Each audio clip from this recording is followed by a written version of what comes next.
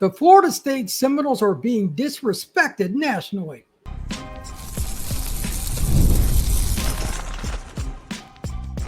You are Locked On Seminoles, your daily podcast on the Florida State Seminoles. Part of the Locked On Podcast Network, your team every day. Welcome back to Locked On Seminoles. I am your host, Brian Smith, longtime college football recruiting analyst. Thank you for making Locked On Seminoles your first listen each and every day here on the Locked On Podcast Network. Hit that like and subscribe if you have not already and become an everydayer. Today's show is one that I never really thought that I would do. And growing up it probably has something to do with it because Florida State had the run of 14 consecutive seasons finishing in the top four, literally, in terms of the final polls. But Florida State is being disrespected nationally by the media, by the sports books. I'll get into that in a second. It's mind-blowing to me, the numbers on the sports books. And I'm not even a gambler, but just hear me out when I get to it here in just a second. And then by fans, not just fans of other teams, but like just a broad base of football fans in general. When I have discussions with people, when I talk to other guys that run podcasts, etc., the opinion of Florida State right now, it's like they were never good. They're never going to return. Like it's more than just about the 2025 football season. So it's pretty wild, and I want to dive into that. We're also going to talk about Florida State's receivers, the history of the position at Florida State, which is incredible, to be honest, and why I think this year will be the beginning of the return of big-time wide receiver play at Florida State. And then to finish up the show, we're going to talk about a top 22. I want to do a top 22 players that are most impactful for Florida State this year if things go right. We've got a young player by the name of Lawayne McCoy I want to talk about because I think he holds a key piece to Florida State taking those steps to get to where they need to be. But let's start with the disrespect. So what do I mean by this? First off, it's about just conversations that I've had personally with people all around the country, media members, recruiting analysts, etc. The buzz for Florida State is very low. And part of it is earned. I get the last season, but it goes beyond that because that's just 1 year. In the year before, Florida State started the season 13-0 before they basically punted on the bowl game and a bunch of their players either turned pro or went and got surgeries because they didn't want to play in the game. Let's just be honest, they didn't want to play in it. Why is it that is it just society in general that everybody is so negative? As soon as you do anything bad, that's the only thing that people talk about. In politics, it's certainly that way a lot, and I get it. Unfortunately, I think that's creeping into many different aspects of our daily lives. But, I mean, this is Florida State football. Like, the people that think that Florida State is done, I read something about that on Saturday Down South. I couldn't even read the article. Like, it was bad. Saying that they don't think that Florida State's going to make a return or whatever, one of the right. I'm like, okay, that's ridiculous. But at the same time, you have to earn it, so that's fine. But this year, let's just focus on this season. Are they going to be world beaters? Probably not. But to that point, one of our sponsors, FanDuel, they just try to make money just like any other sports book. They've got the over-under for the Noles at 7.5. That's a pretty common number. But when you dig deeper into it, this is where the fans come into play. They set the odds not only for the over on that number, but the under. The under is way different. Way different. It is minus 210. Like you're paying a lot of juice if you bet under, and they don't. If you bet over, it's 168. It's plus. So most people think that Florida State will win 7 games or less. I mean, the sports books are going to adjust it as they go along. And right now, it's a heavy emphasis on the under. I was surprised by that. Again, the era I grew up in, the 80s through the early 2000s, when I really cut my teeth learning about football, covering football, etc., Florida State was a dynasty. So maybe I'm jaded in that way, but I found that to be a little bit interesting. And I know it's not like a group of people trying to just jump on Florida State, but it was very odd to me that we saw that number, like minus 210. That's pretty crazy. And I forget the sports book. I was looking at some others. One of them had Florida State's win total at 6.5. I didn't dive into the number at that point, but I just saw it and I'm like, that's pretty low. Like, surely most people are betting the over there, I would assume. But anyway, I left that site and I just thought it was interesting. So my question to Florida State fans, have you had conversations with other people, and not just like if you've got a buddy that is a diehard Gator fan that hates Florida State, but the normal college football fan that's not invested one way or the other in Florida State, what is their take? Are you hearing things that like Florida State's never coming back? Like I've heard some of that stuff. And again, the article on Saturday Down South wasn't very good. But there are some other people in the media kind of looked at it from that perspective too. It's one season. And I don't care what school it is, Florida State included, but the blue bloods and the programs that have risen in college football since the late 70s, early 80s, Miami and Florida State in particular, they just get the right head coach. They elevate very quickly. It has been proven. When Bowden kind of saw things dip, Jimbo took over and they win a national title a few years later. It's not that hard at Florida State. And I just want to reiterate that to Florida State fans and just people in general. The key to any of these programs, the person in charge. If that person fits the overall dichotomy of what's going on at that institution, you can go on a run, not just for 1 year, but for multiple. Look at Bobby Bowden. People rallied around him. So I find it interesting that not only are people down on Florida State for 2025, but it's been a little bit broader than what I anticipated. And I did a lot of research today before I did this podcast. And again, I'm just shocked by it. So what's your take? Whether you think Florida State's going to be really good this year, they're going to be 6-6 or anywhere in between. Do you think this is going to be like a forever thing? I certainly don't. Do you think it's just going to take a few more years? Do you think they got to replace Norvell? Where do you stand with Florida State football in regards to the ability to once again be a dominant program? How easily do you think it can happen? Is the head coach, whatever it may be, comment down below. When we come back, I want to talk about Florida State's wide receiver room. It's got a lot of talent. Some of it's young, some of it's a transfer, and there's a key player that's going to play dual role, including wide receiver. We're going to talk about that next here on Locked On Seminoles. If you're trying to stay on top of your routine, whether it's workouts, long days on campus, or staying focused through back-to-back classes, hydration is where it all starts, and that's where Drip Drop comes into play. Drip Drop is doctor-developed and scientifically proven for fast hydration. It uses the perfect balance of sodium, electrolytes, and glucose to help your body absorb fluids quickly, delivering 3 times the electrolytes and half the sugar of a leading sports drink. If your favorite flavor is grape or orange or whatever, you can get that at Drip Drop. It's not very hard. It's just up to you on whatever you want to get, so you're happy with whatever decision you go with. Right now, Drip Drop is offering Locked On listeners 20% off your first order. Just head over to dripdrop.com and use promo code LOCKEDONCollege. That's dripdrop.com, promo code LOCKEDONCollege for 20% off. Stock up now before the heat gets hot.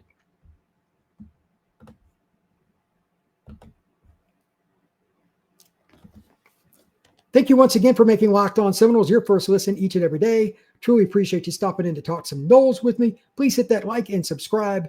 We're going to be talking Florida State football at least once, if not twice a day, pretty much all the way through from this point forward until the Crimson Tide comes to Tallahassee.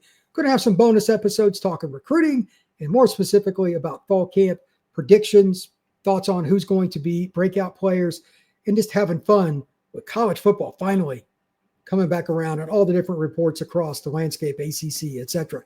Now let's talk wide receiver for the Noles. If you're thinking about the reason that I probably started watching Florida State the most, Deion Sanders would be up there and some of the other guys that kind of came along in the late 80s, but there were so many receivers. Like I was trying to go through the list and just pick one guy. Kes McCorvey came to mind, etc. But the incredible list, Rashad Green, E.G. Green, Snoop Minnis, Anquan Boldin. They've had so many great players at the position. And even recently, they've had some pretty darn good ones. You get Deuce Robinson and Squirrel White to transfer in this year. You've got that young contingent of wide receivers on campus. We'll talk about each of them over the next week or so. Which guy is next for Florida State to truly take that shot up the ladder and be somebody that the other team has to scheme against? That's question one. It's one that I'm still trying to get my head around because I'm not sure there's a guaranteed answer. Deuce Robinson's the easiest for this season, but I think that he's going to have a great year in turn pro. That's just my opinion. But I'm talking about like a multi-year, comes to Florida State out of high school, plays a little bit maybe as a freshman or sophomore, but like his junior year, he just goes boom and really makes a difference. Maybe he turns pro, maybe he doesn't, depending on size and all that. That's one of the reasons I think Deuce will leave. His frame is unique. He's at least 6'5", and his personality is great. If you've seen the press conferences, that's who he is all the time. From being around him a couple of years ago at Elite 11 finals, that's a great kid. Like, his personality is exactly what you're looking for a teammate. So I think the NFL will love him when he does his interviews, whenever he decides to go. But who's the next guy? Is it one of the players that are already on the roster or just enrolling? Is it somebody they're recruiting? I think it's an important question because Florida State under Malzahn is going to be a run-first team. That's not any newsflash. He usually runs the ball pretty close to 60% of the time when things are going well, and a lot of it up-tempo. However, when his teams were really good, and I covered UCF when he was there, when his teams were really good, they took a lot of shots down the field, and they had receivers that they gave them a lot of chances to make plays in one-on-one circumstances, and they would like literally coach them, hey, give your guy a shot. Jump balls, back shoulders, deep posts. If it's one-on-one, we're winning. It's a positive mindset, and I love that about Gus's offense. Yeah, we're going to run the ball. That's our bread and butter. But we're going to go up top. The screens and the bubbles and all that stuff, that's fine too. But they go up top, and that's when they were good. And they would do it with the tight end, like Pittman. He's a part of that too, as the H-back, fullback. Like he's kind of the X factor for Florida State's offense. I just think that you have to really be able to throw the ball down the field consistently for Gus's offense to hum, because otherwise they're going to bring that extra safety into the box pretty much from the first drive of the game on, and your running back's taking ridiculous amount of hits. It's hard enough to play running back at the P4 level as it is, but when you see that extra safety come into the box, there's just not a lot of room to maneuver. You must back that team off, and if they're not going to do it, then you got to change your game plan right there and just beat them until they stop. And if they don't, you throw for 500 yards. He can throw for a ton of yards. He's had guys that can do that. And while he's not the most accurate guy, Castellanos can throw to open space. And if there's no center fielder because they're down in the box or at least playing shallow, his arm strength is plenty good enough to go up top. He's got a gun. So I'm curious to see which guys can kind of help take the top off the defense. And I want to bring up a couple of points. Number one, while Squirrel White and Deuce Robinson are more than likely going to be the runaways in terms of total snaps taken for the wide receivers, I'm curious on Gavin Blackwell. He had a so-so career at North Carolina, but they went after him. For those of you that watch the videos and all that at Florida State's practice, and that's about the only information you're going to get throughout fall camp, unfortunately, Blackwell was one of the guys they were throwing passes to and some video. But there are a bunch of other guys, and one of them that was talked about quite a bit was Javen Boggs, a kid that I've seen play high school ball, got to know a little bit in some of the Under Armour camps and stuff like that. Same thing with Lawayne McCoy, a wide receiver that comes from Miami Central. He played a little bit last year. Those two guys kind of fit that profile that you could play them out wide or in the slot and be impactful. I didn't see BJ Gibson play in high school, but I loved his high school film. He's another guy that can really go. And all three of them fit different styles of players that Florida State has had at that position. Like Lawrence Doss, he was a guy in 1990, first-team All-American. I remember him. He was dominant. He ended up being a coach on LSU's 2003 national title team, and he was also at Florida State in 2013 when they won the national title. He's been a very successful player and coach throughout his career. But they've had guys like that pretty much for a long time. So which one of these young guys can step up? Or maybe it is Blackwell. Maybe he just bursts onto the scene. For me, I think it'll be a combination this year, while Boggs and McCoy, I think, are really good bets to be impactful.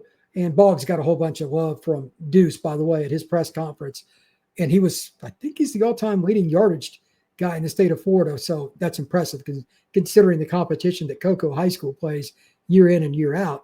But I think it could be either one of those, and Gibson's another guy. Any of those three, I wouldn't be surprised in terms of that volume, catch the ball, be the deep guy, occasionally run a screen. Florida State could be ready to go on a run at wide receiver again. They've got a lot of talent at that spot. Now I just need to see the ability for the offensive line to run the ball impactfully over and over again. Show that consistency and see those safeties come into the box, because all three of these guys can run by people. All three of them have power. All three of them have speed. And like, just as an example, McCoy and Boggs, over the last few years, just seeing them play live, they have some of the best hands that I've seen in the country, regardless of which class it was in, regardless of which camp I was at, or Under Armour camp, anything like that, didn't matter. One-handed catches from McCoy and Boggs, I've seen it with my own eyes, like effortless, just not even something they think about. Deep ball, I saw McCoy catch like a 50-yard pass with one hand. That's not normal, man. He's got real big hands for a guy his size. I'm going to guess that one of them is going to start to break out, if not both, very early this season. And it's a key for Florida State to win big anytime in the near future. You've got to be able to throw the ball down the field in this era, especially because so many teams can score. And it's just in Florida State's DNA. They've always had guys like that, and we need to see more of it. As a little extra, I know he's not known as a quote-unquote speed merchant, but he's pretty fast as well. Elijah Moore, the freshman from the D.C. area, he's a guy that got some run last summer, was talked about quite a bit. He's probably going to be the backup, I'm guessing, for Deuce. I don't know how much he's going to play, but he's another big boundary receiver. So they got a nice mix. Smaller guys, bigger guys at the wide receiver spot that can make something happen. And then the wild card, this is one of my favorite players. I've talked about him a bunch here. That's Jalen Lucas. He was even discussed in the press conferences on the opening day because of his ability to run and catch. When you put him into the lineup, whether they're in two running backs or one, you might see him be in a stack formation with Lawayne McCoy. Maybe he's out there next to Deuce. You have speed option and all kinds of different things you can use him at as a running back or use him on a jet sweep. But they're going to throw him the football too.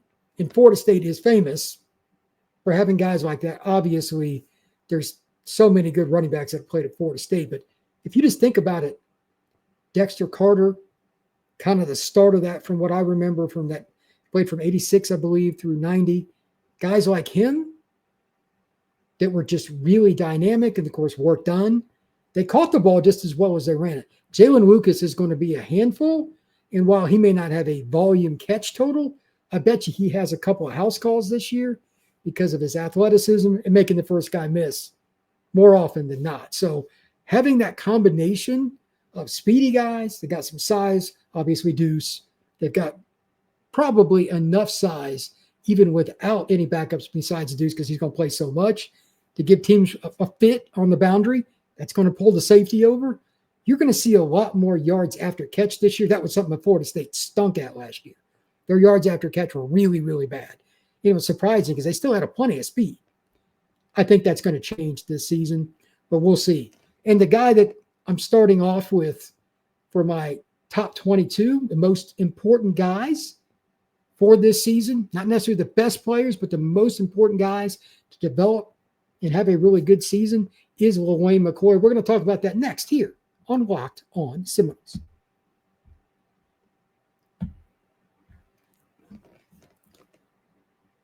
So why do I think it's very important for Lawayne McCoy to have a breakout season?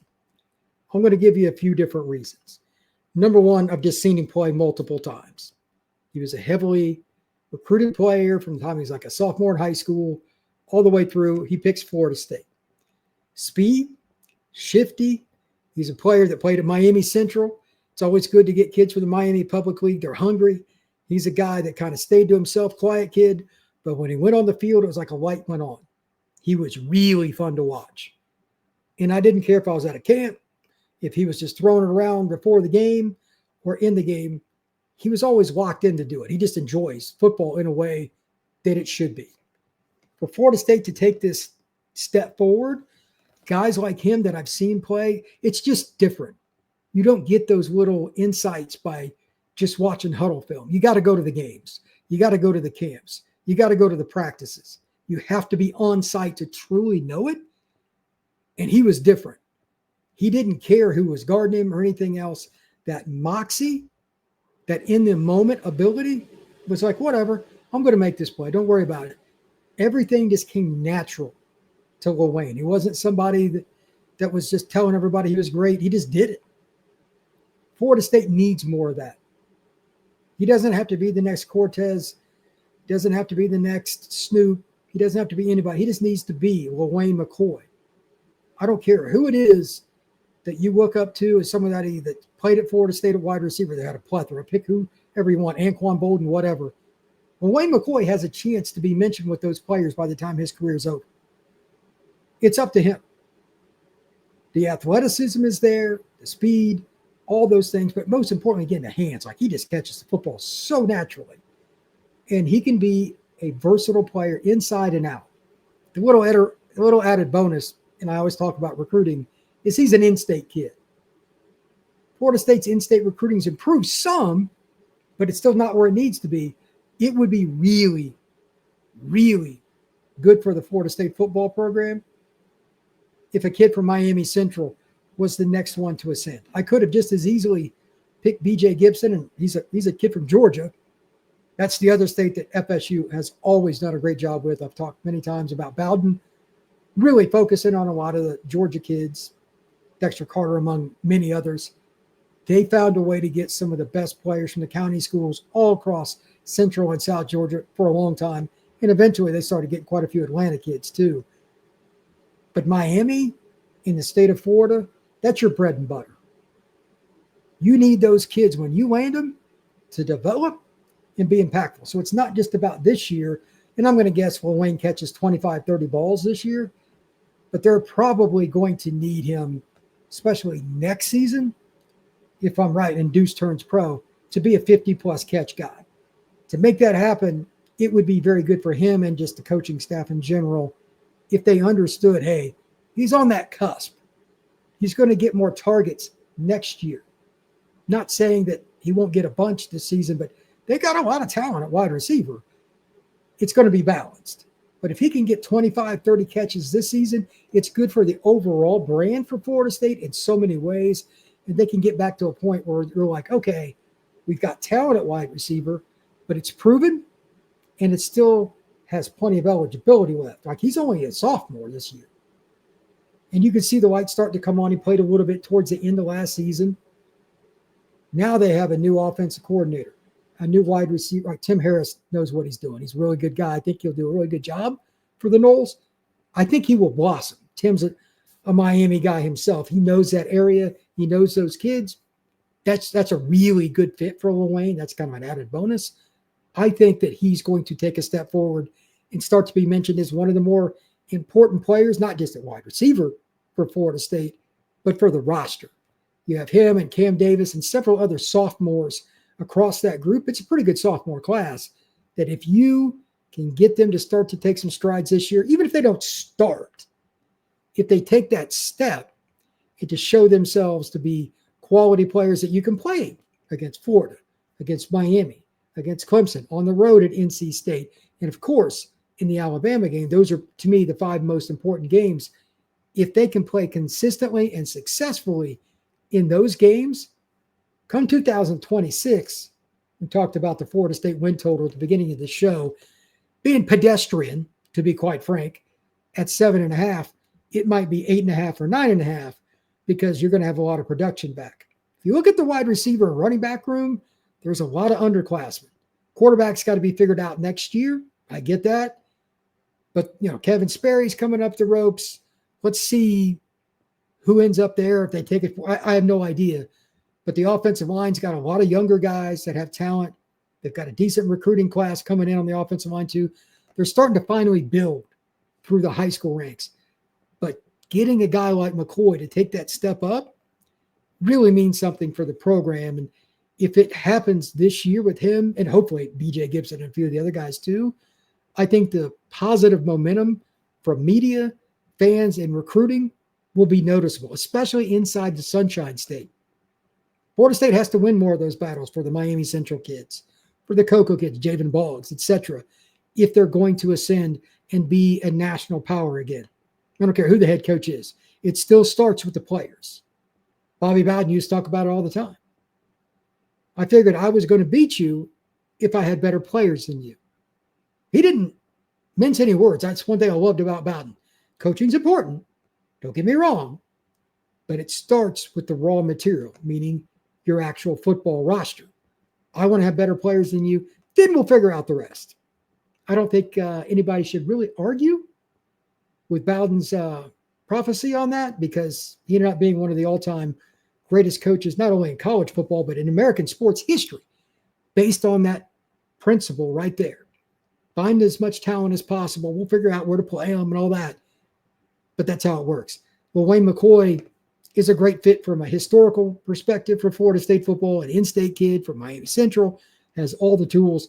He is my number 22 player in the countdown, and there's going to be a guy like him every day we're going to talk about as a key as we get closer to the Alabama game. Thank you once again for making Locked On Seminoles your first listen each and every day here on the Locked On Podcast Network. If you haven't become an everydayer, please do. We'd love to have you on the show. We're going to be talking a lot of things about Florida State and what's going around college football, depth charts, injuries, all the different news that's happening. Please like and subscribe. We will see you again soon on Locked On Seminoles.